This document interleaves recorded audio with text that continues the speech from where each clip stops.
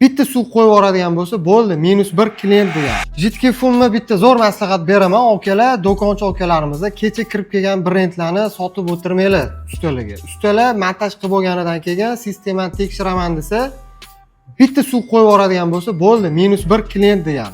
Shuning uchun maslahat beraman, faqatgina Italiya mahsuloti Fakot va Sisel mahsulotini.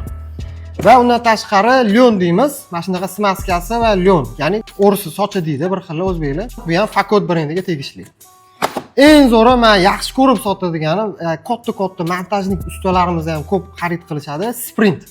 Sprint bu mana shunaqa nit bo'ladi, nomi ruschasiga aytganda, endi o'zbekchasi ip degan bo'ladi.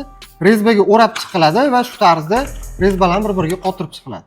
Bo'ldi, suv qo'ymaydi uni. Endi Fumlentani buni ham yaxshilari, yomonlari bor. Endi bizda Koyer mahsulot, Chexiya mahsuloti bu ham. Lekin Fumlentani o'zini ishlatadigan joyi bor.